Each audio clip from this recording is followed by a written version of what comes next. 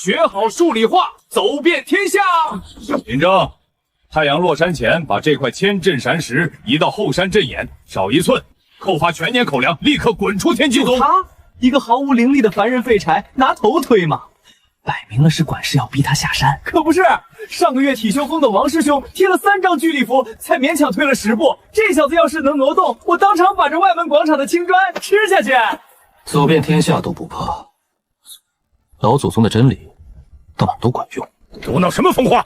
天机宗不养闲人。我再问你最后一遍，这石头你移是不移？移，不过不用推。不推？难不成你靠你那张破嘴把他吹到后山去？拿根破树枝儿，他当这是要饭的打狗棍儿，还是准备给这石头挠痒子啊？你们懂个屁！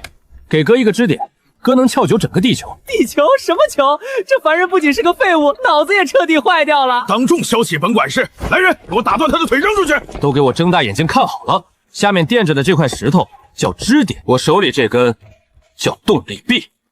起！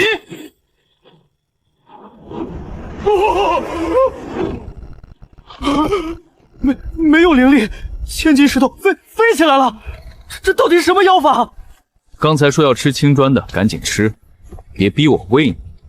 力学第一课，阿基米德杠杆定律，没文化真可怕。林正，你给我站住！怎么，赵管事想反悔？石头我已经按要求移了，难不成天机宗的规矩是管事用来放屁的？少在这里给我逞口舌之亏！你用奇迹艺术挪动了石头，算你过了杂役的差事。但今天可是外门弟子晋升内门的身法大考，你既然这么狂，有种就踏进这万剑巷试试。万剑巷，那可是外门的绝境试炼。巷子里的黑铁飞剑不仅速度极快，还刻有追踪活人的低级阵法。切，挪石头靠的是蛮力取巧，可这万剑巷考验的是极致的轻功和护体真气。就他一个毫无灵力的凡人，进去不到3死就会被扎成马蜂窝。林正，只要你能在一炷香内从万剑巷走出来，我亲自上报宗门，升你为内门弟子。若是怕了，就乖乖给我滚回后挑一辈子粪。纯黑铁打造的飞剑，确定没掺别的杂质？天机宗的精铁纯度100%，削铁如泥。怎么，现在知道怕了？不怕，纯铁就好办了。他干嘛呢？拿块破吸铁石和烂条片，难不成想现场拼凑个铁王八壳子挡飞剑？摩擦生词，定向排列，搞定。赵管事，看清楚了，什么叫绝对防御？给我去死吧！怎么可能？那些飞剑躲着他走。法宝不，他身上绝对没有半点灵气波动，这到底是什么妖术？什么追踪阵法，不过是劣质的金属气机感应罢了。只要把我身上的刀片磁化成与飞剑完全相同的石级，他们连我的衣角都碰不到。记住了，物理学基础同级相次，在绝对的科学定律面前，你们的杀阵连个笑话都算不上。第3关，灵压瀑布淬体。能在此瀑布的冲击下坚持1炷香者，方可进入下一轮。水压会随着时间成倍愈增，量力而行，切勿硬抗。1炷香，长老，您这规矩定的也太低了。今日我前锋便要破了这瀑布坚持半个时辰的宗门记录。玄武定海灵龟护体，开！那是钱家的玄阶上品防御功法，这光照毫无死角，简直坚不可摧啊！喂，那个叫林正的杂役，你刚才在万剑巷不过是用了几块破磁石，投机取巧。在这灵压瀑布下，面对纯粹的重力冲击，任何技巧都没用。你敢下去吗？林正，你要是现在跪下认输，滚回你的杂役房，还能免受这粉身碎骨之难。凡人终究是凡人。用半球形去硬扛垂直向下的重力冲击，你这受力面积也太大，这不是纯纯的给自己找罪受吗？大言不惭！有种你下来！他疯了，连护体罡气都不开，这水压瞬间就能把他的内脏震碎。你摆出这副投降的怪模样给谁看？指望瀑布对你网开一面吗？你这智商，基本也就告别9年义务教育。听好了，在所有的几何图体中，无论你们的阵法再怎么精妙，都无法打破一个宇宙真理：三角形具有绝对的稳定性。这水压怎么突然变得这么恐怖？给我撑住！你们快看他脚下的石头！你怎么可能一点事都没有？你到底是什么怪物？不是我扛下了水压，是大地替我扛下了水压。力的分解，初中物理必考题，可惜你没上。他竟然在灵压瀑布底下睡着了。林正，老夫不管你刚才用的是什么奇异体术，你通过了，接下来只剩最后一道考验——登仙梯。此梯步上古迟滞重振，越往上走，如同深陷泥沼，寸步难行。刚才那些手段在绝对的阻力面前，统统无效。迟滞重振，说到底不就是增加了接触面的摩擦系数？看来这修仙界物理法则确实欠缺一次彻底的应物教育。第4关，登仙梯竞速，梯上布有上古迟滞重阵，这不仅考验你们的体力，更考验你们在绝境中运转灵力的韧性。前10名登者直接晋级外门大比决赛，开始！怎么回事？我的脚好像站在台阶上了，抬起一步都要耗费平时10倍的力量。这是迟滞重振的威力，连周围的空气都变得像泥沼一样。一群软脚虾，看我李家的秘法燃血步，给我破！林正，你那点投机取巧的把戏，在这实打实的阻力面前彻底失效了吧？乖乖在下面仰望本少爷登顶吧！什么上古迟滞重阵，名字起得挺唬人。说到底，不就是个极度强化物体表面粗度的阵法吗？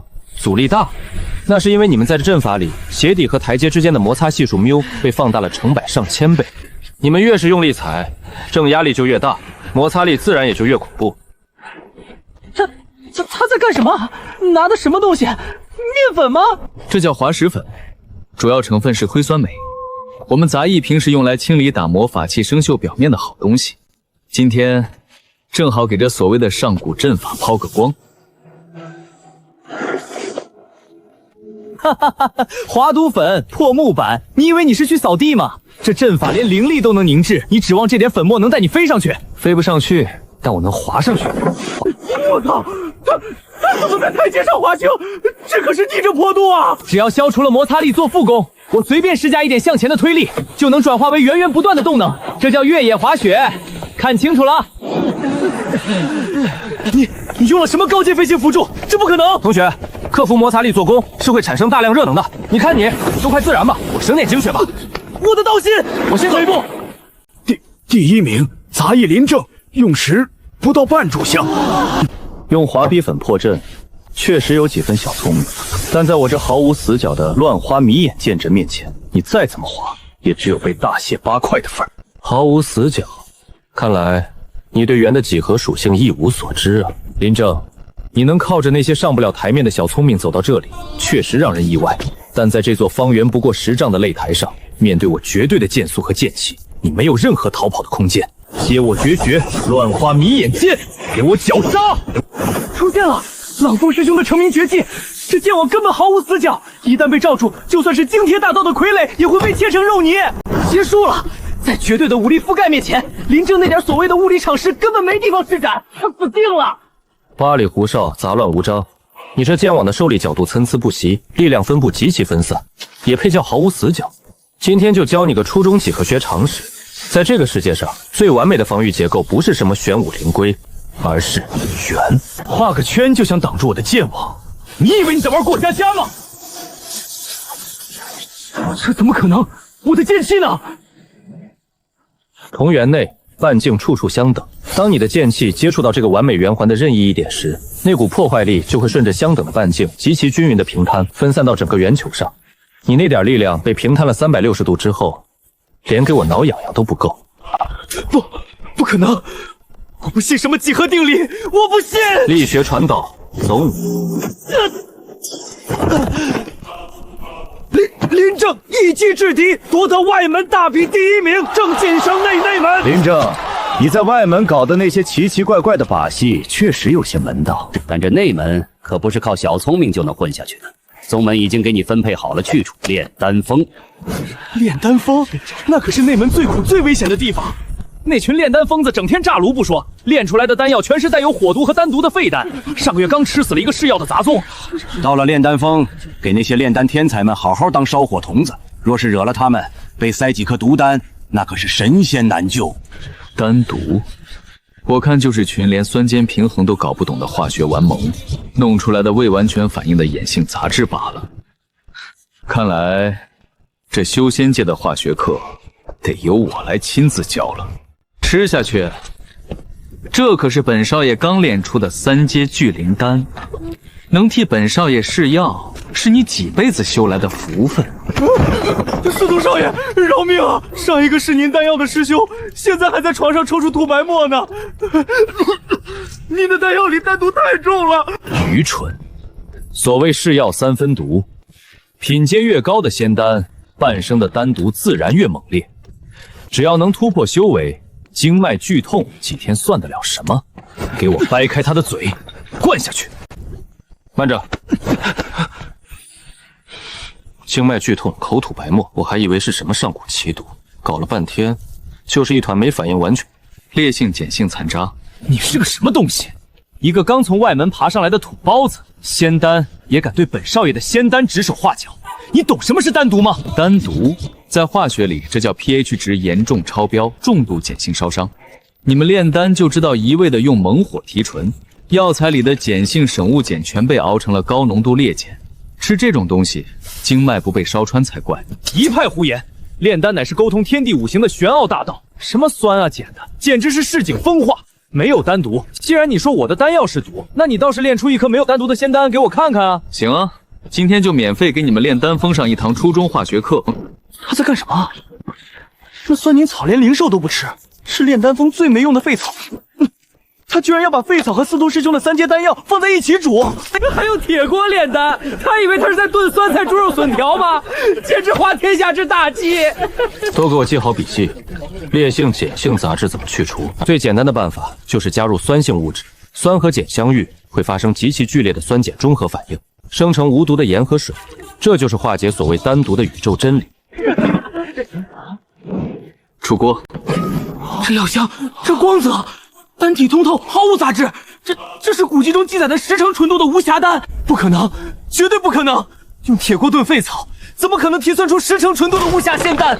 这违背了炼丹界的常理。神迹，这是神迹呀！老夫炼丹100年，也从未见过如此纯净、没有一丝丹毒的完美仙丹。林正，你是怎么做到的？没什么神迹，初中化学必备公式：酸加碱等于盐加水。以后多读书，少吃毒药。林正，你别得意的太早，你不过是懂点去毒的歪门邪道。炼丹比拼的根本是控火之术，是幽冥绿火，天地异火榜上排名的凶焰。司徒师兄竟然收服了这种恐怖的火焰，明日便是争夺内门核心资源地心熔炉的大比。普通的反火，你敢不敢用你那普通的反火和我的幽冥绿火比一场？若你输了，就给我滚出炼丹峰！比火？行啊，正好我很久没做过焰色反应的实验了，希望你的绿火能给我多变几种颜色出来。今日来我炼丹峰10年一度的地心熔炉使用权大比，谁能展现出最强的控火之术，这尊能提升3成成丹率的宝炉便归谁使用1年。大长老，依我看，这大比根本没有进行下去的必要，因为这地心熔炉注定是我的。是幽冥绿火，传闻中能冻结灵力的异火，我的反火竟然被他吓灭了。林正，昨日你用铁锅炖废草，不过是瞎猫碰上死耗子。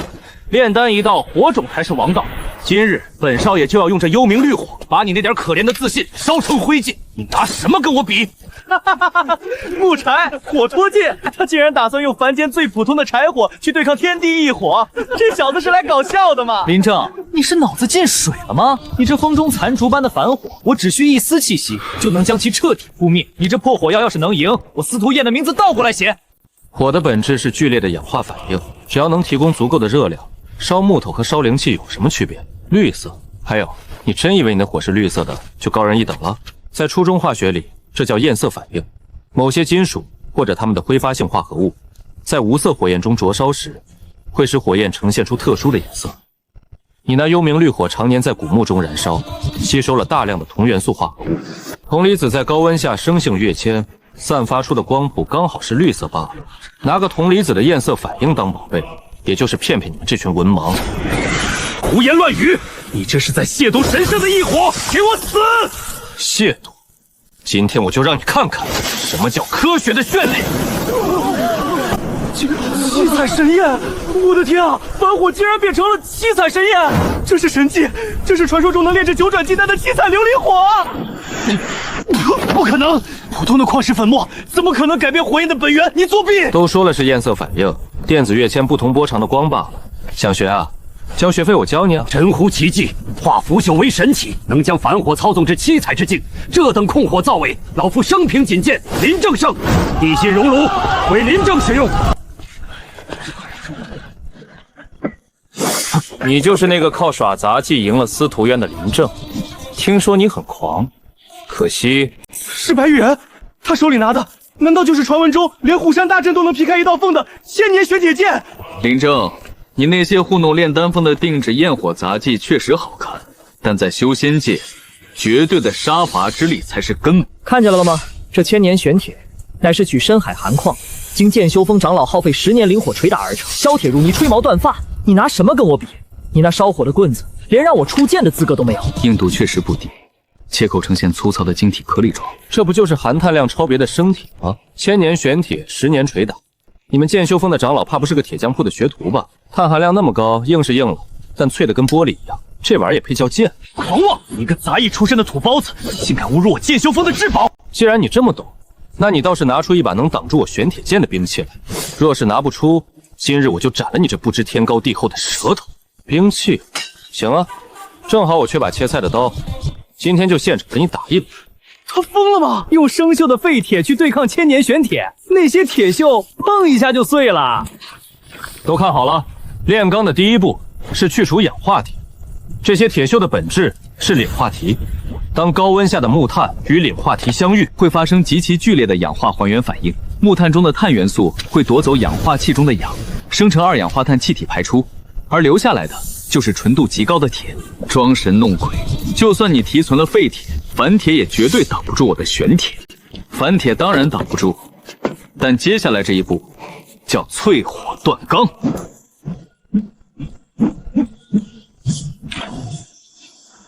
来，用你那把吹毛断匪的玻璃剑砍我！拿着一把刚从水里捞出来的破刀片，也敢吐狂言，接我绝杀长虹贯日！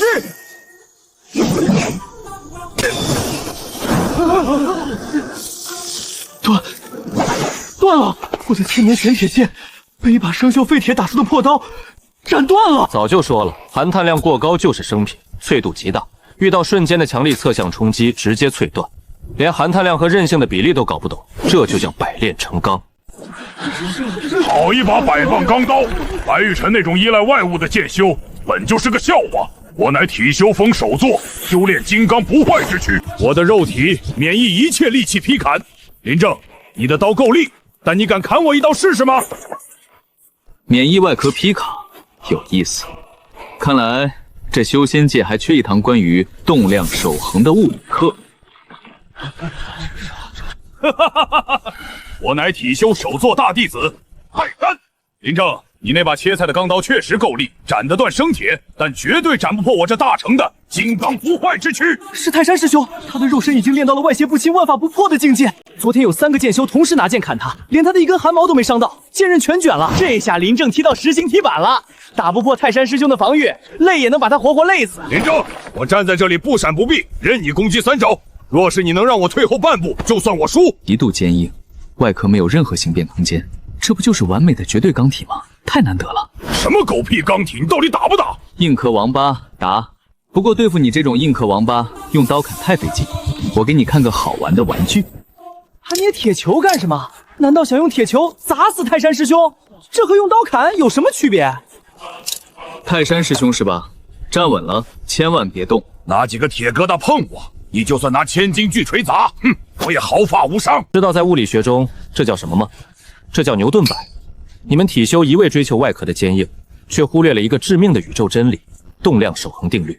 当一个物体处于绝对刚硬、无法发生袭剑的状态时，它就成了最好的能量传导介质。少说废话，给我挠痒子吧！走你！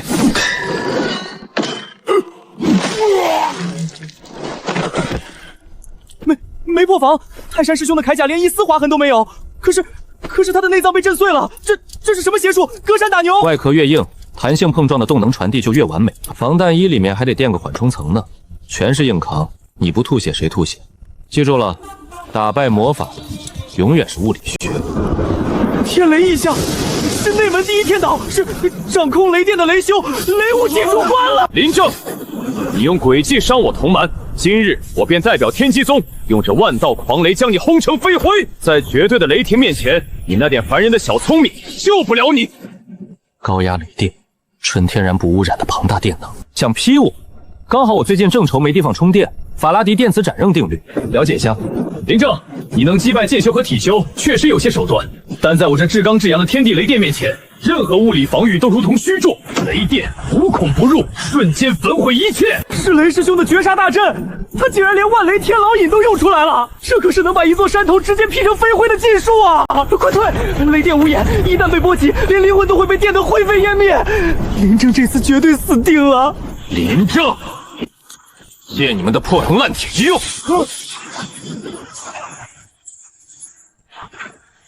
他在干什么？竟然用金属把自己围起来，金属导电啊！他这是嫌死的不够快，造了个电雷阵劈自己吗？疯了，真是个疯子！找死！那我就成全你，万雷天牢引，落！怎么回事？欢迎来到物理课堂，这叫法拉第电磁感应定律。当变化的电流通过这个巨大的电感线圈时，会产生强大的自感电补助，它会极其完美的阻碍电流的剧烈变化，把你那暴躁的高压雷电瞬间平拨成稳定柔和的低压直流电。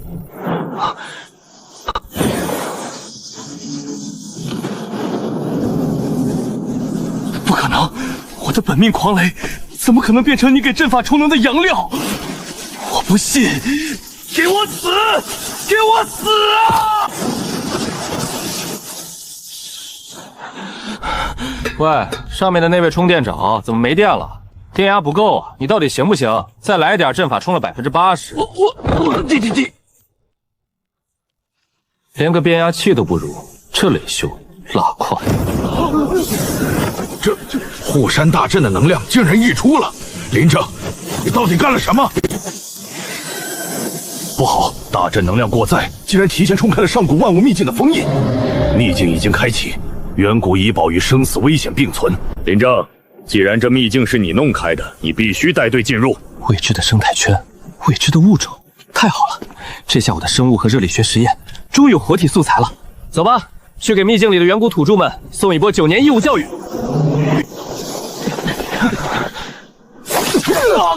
谁？是谁在暗算我？滚出来！没用的，这里的浓雾能屏蔽神识，我们变成了瞎子。天机宗的雏鸟们，欢迎来到屠宰场。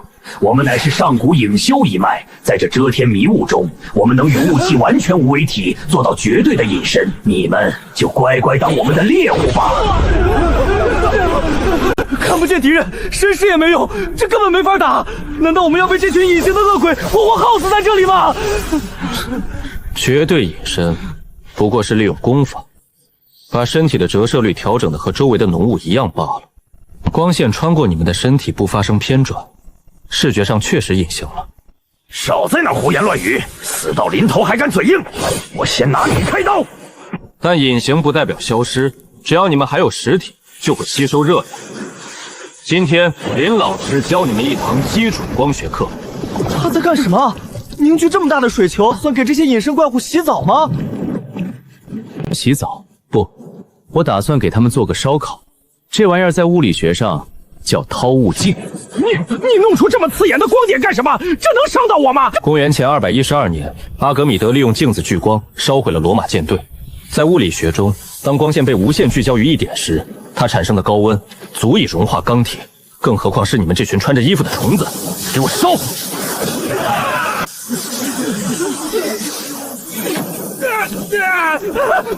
好烫！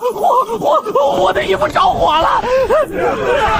隐形被破了，就用几个水球和一点点阳光，就把它们全烧出来了。衣服都烧着了，还隐个屁的形！在这个世界上，没有绝对的隐身，只有你没学过的光学折射。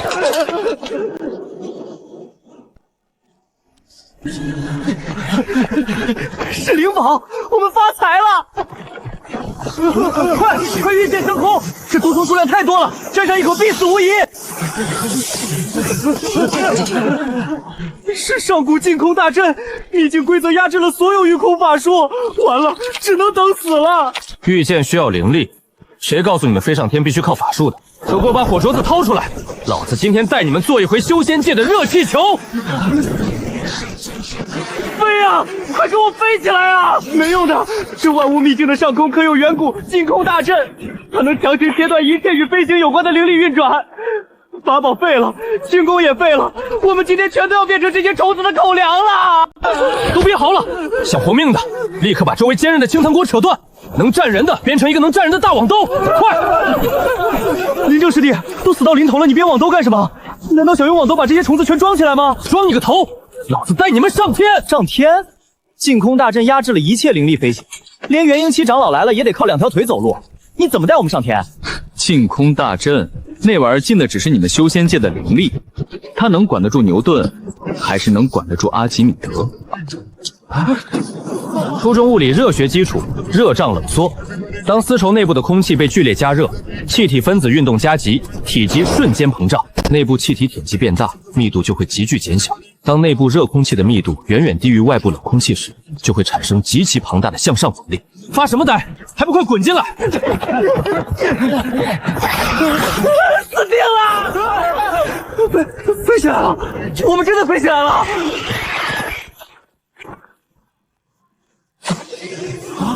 切，你倒是切啊！老子用的是纯粹的物理符力，一点灵气都没掺。你这破阵法拿什么进我？拿头进吧！物理，这到底是一门怎样恐怖的功法，竟然能无视天地法则？火焰变小了，气球正在下降。烈火弹快烧完了，右前方有片空地，准备降落。下面没有毒虫，树木也很稀，那里可以降落。前火，抓紧藤绳，别让吊篮侧翻。要落地了，都站稳。总算要落地了。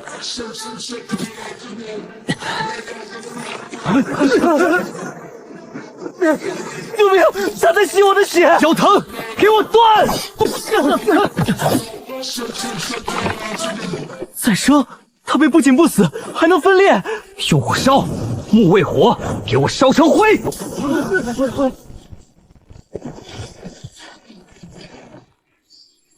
刀砍重生，火烧不灭，这根本不是妖兽，这是杀不死的神术，我们全都要被它吸干了。细胞分裂速度、含水量、应激反应，你们这叫给他做全身拔罐？林师弟，都什么时候了，你还说风凉话？有办法，你有办法就快出手啊！氯化钠浓度极高的天然盐湖，真是天助我也！他在干什么？熬汤吗？这魔藤都要把我们生吞了，他还有心情熬汤？都给我竖起耳朵听好，对付植物，最致命的武器从来不是刀剑和火焰，而是细胞液渗透压。植物细胞的生命力全靠细胞壁内的水分撑着。当植物根系接触到浓度远远大于其自身细胞液浓度的液体时，水分子会自发地从低浓度向高浓度的流失，这在生物学上叫质壁分离。给我干瘪吧，杂草！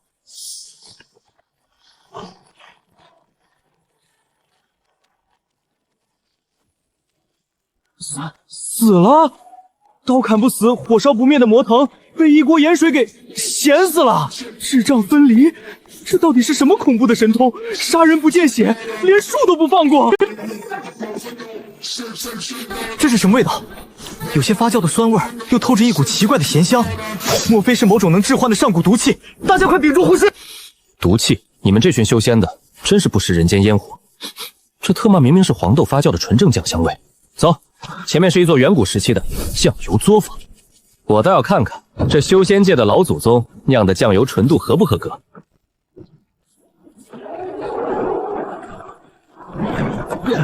顶住！绝不能让外面的妖兽冲进来，否则我们全都会被踩成肉泥。孽畜，我跟你拼了！没用的，这是拥有上古亚龙血脉的重甲巨蜥，它的鳞片比玄铁还要坚硬10倍，普通的物理攻击和五行法术打在它身上，跟挠痒痒没有任何区别。极度坚固的密封容器，加上含有海量天然酵星菌的陈年降糟，绝佳的生化试验场啊！都给我闪开！别拿你们的破铜烂铁上去送人头了！喂，大蜥蜴，壳挺硬啊，来，往这儿撞！进去吧你！林正师弟，你把它关起来有什么用？这木桶虽然是原强骨紫檀木骨打造，坚不可摧，但等它在里面缓过神来，迟早会撞破出来的。出来，它这辈子都出不来了。听好了，这叫无氧发酵。在绝对密封的无氧环境下，陈年酱沙里的高浓度酵母菌遇到高糖分的灵玉果，会发生极其剧烈的生化反应，糖分被疯狂分解，产生大量的酒精和二氧化碳气体。全都给我趴下，捂住耳朵，张开嘴巴！那木桶要炸了！3、2、1，压力阀爆！坚不可摧的重甲巨蜥被一桶酱油渣给炸成了肉泥。外壳硬有什么用？密封容器内部气压过载，哪怕是实心铁球也得炸开花。知识就是力量，古人诚不欺我。是秘境的最终守护者，拥有纯正龙族血脉的上古地龙王。完了，我们竟然把他给炸醒了。纯正龙族血脉，5行免疫。正好，林老师今天教教你，什么叫超越5行之外的物质第4态。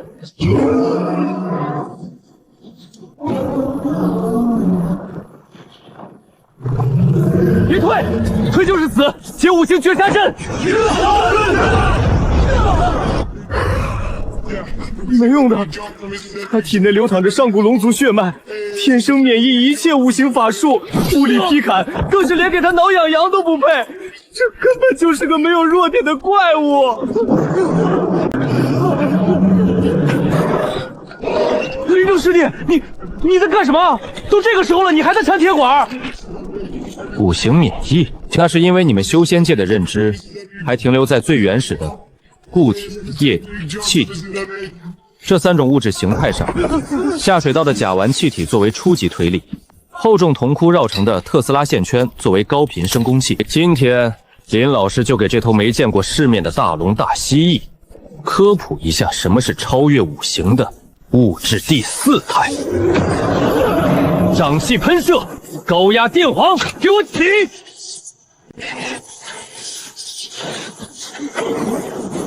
那是什么光？没有5行灵气，但我感觉它能把空间都融化了。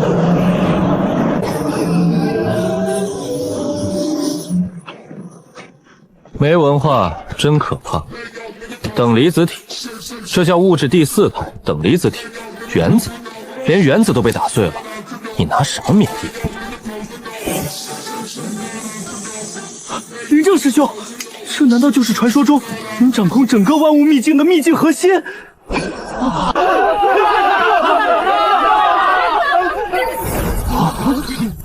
血色玉牌，这是宗门面临灭顶之灾，即将被屠宗才会发出的最高级别血色召集令。林师兄，宗门天机宗被人打上门了，连护山大阵都被破了。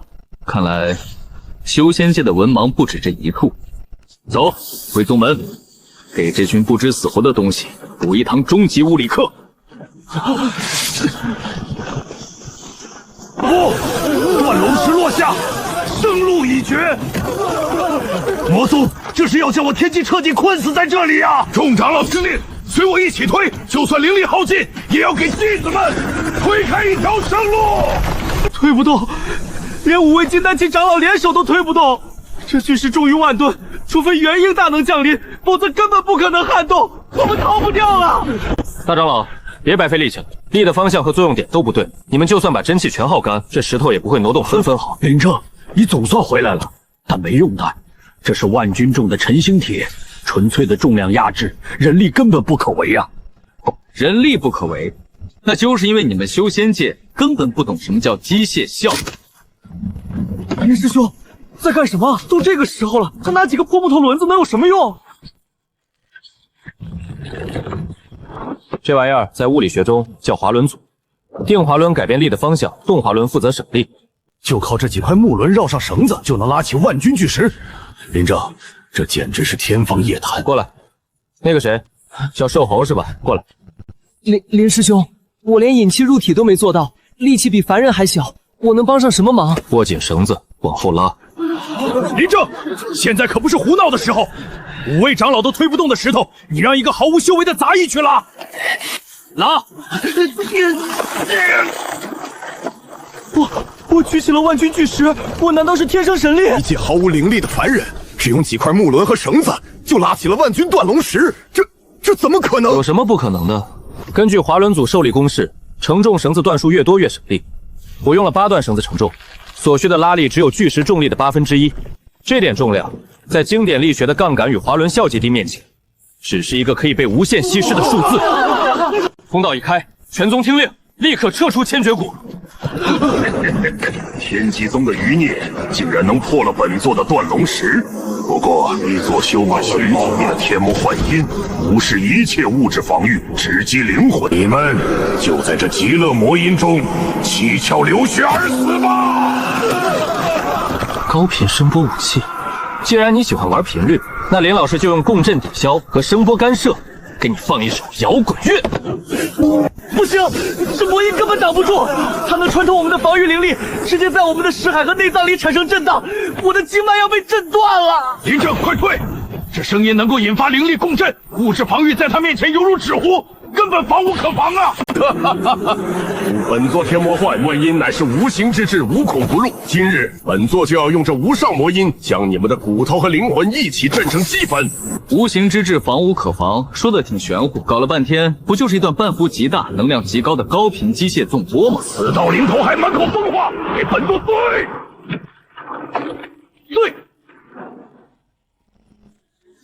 林师兄，你搬出编钟干什么？都这个时候了，你难道还要给魔宗宗主演奏一曲颂钟吗？现代科技的奇迹，主动降噪。都给我把耳朵捂好了，听好了，在经典波动力学里，波具有极其神圣的性质，叠加性。当两链频率完全相同、振动方向完全一致的波在空间中相遇时，如果它们的相位正好相反，也就是我的波峰极其精准地对准了你的波体，那么这两俊波就会发生极其完美的相消干涉，它们的振幅会瞬间归零，能量也会在对撞中彻底湮灭。可笑！想用凡间乐器的杂音来抗衡本座的本命魔音，简直是痴人说梦！给本座连人带钟一起震碎！没声音了，那么恐怖的毁灭魔音撞上林师兄的钟声，居然直接没了，连风声都没了，这怎么可能？喊啊，老头儿，怎么不喊了？没听过逆相位波平七消吗？你叫的再凶，老子一记完美反圈的声波送过去，你连个屁都放不出来。在绝对的科学定律面前，你这所谓的本命魔音，连个噪音污染都算不上。你这个妖人，你这到底是什么诡异的神通？好，很好，能逼得本座动用最后的底牌。林正，你今日死得其土了！本座这灭世魔焰无物不焚。你的破钟能挡得住声音，本座倒要看看它能不能挡得住将你们整座山门彻底融化成岩浆的极致高温。想玩发热，想比谁的能量高？好啊，老头儿，今天林老师就教教你什么叫色杀力。好烫！我的护体阵气瞬间就被蒸发了，这到底是什么火？连石头都在融化。本座这本命闷火采自九幽地底，历经100年炼化，别说是你们这群废物，就算是一座精铁铸成的山脉，今日也要化为一滩沸腾的岩浆。完了，法宝难挡，真气瞬灭，这根本不是人力能够抗衡的天灾呀！泰山，别在那儿等烤熟了，滚过来给我把这水闸的阀门拧开，最大档位！啊，来了，给俺看！用水来灭我的本命真火，林正，你是被吓傻了吗？凡水触碰到我的魔焰，瞬间就会被烧成虚无。烧成虚无？老头，你对色杀率这3个字的恐怖一无所知。都给我听好了，在初中物理热学里，水是自然界常见物质中色不对象最大的存在，高达请对方最3。这意味着，想要让水升高温度，你需要付出极其庞大庞大到令人发指的热量，沸腾气化，气化直热。我的水库管够，你的火耗得起吗？我的本命真火被区区凡水给浇灭了，这可是能融化玄铁的魔焰啊！玄铁的和合部才多少？连水的1/10都不到。烧铁容易，烧开水，你这差远了。雨，下雨了！这不是普通的雨，这是蕴含着极高纯度灵气的甘霖啊！不仅灭了魔焰，还为我宗门降下了一场造甘霖。物理学竟能夺天地之造化。林正，既然法术不行，本座就亲自捏碎你的骨头！想杀本座，做梦！这九幽会元球乃是绝对防御之气，一旦本座躲入其中，从内部封死，就算是化神期的也休想伤我分毫！林正，有种你就劈开它，本座就在这绝对防御里休养生息，等本座恢复了真气，就是你们的死期。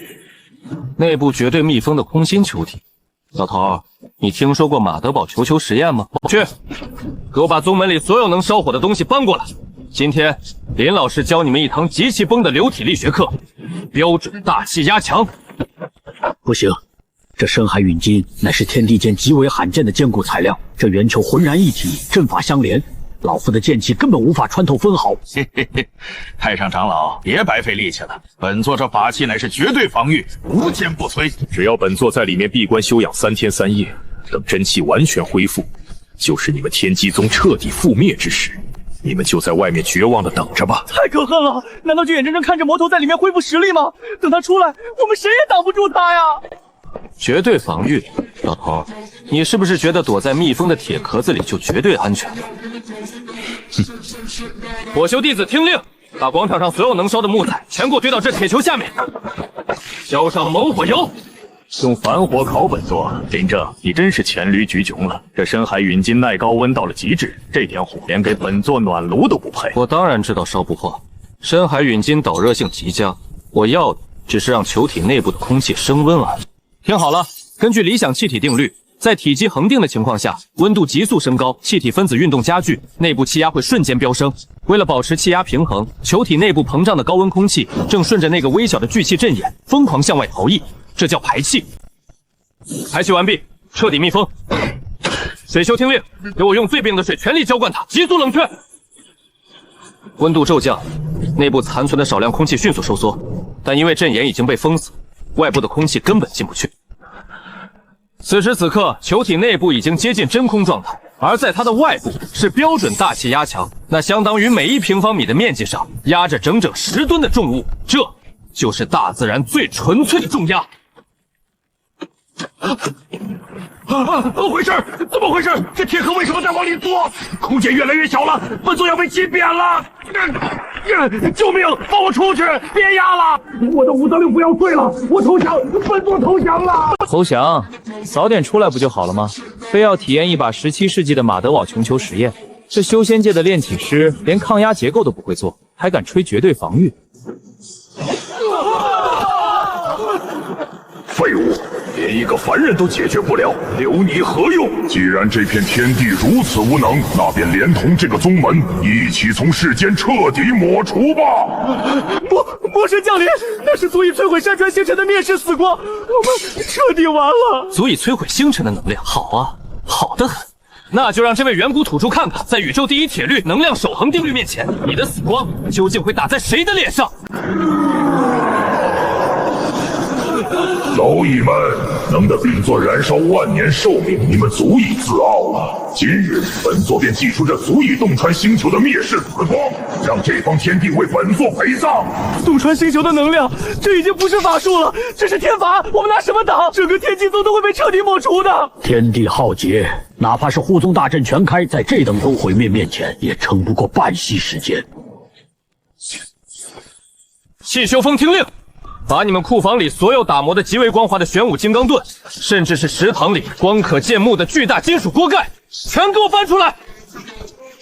快，按林正说的做，把所有反光金属全搬出来！这里面破铜烂铁，供完寿命的终极能量，简直是螳臂当车，给我毁灭吧！破铜烂铁，老土主，今天林老师就给你上最后一堂物理课。宇宙第一铁律：能量守恒定律。能量既不会凭空产生，也不会凭空消失，它只会从一种形式转化为另一种形式，或者从一个物体转移到另一个物体。你燃烧万年寿命汇聚的能量确实极其恐怖，但我不需要挡住它，我只需要改变它的光路。入血角等于反射角，抛手面聚光反射，给我原路折返！不可能！本座的灭世死光怎么可能会反弹回来？这违背了天道法则！不，反射了，竟然真的用一面镜子反射了灭世的神法。记住了，玄学救不了修仙界，以后少练点毒丹，少修点禁术。多复习复习理宗，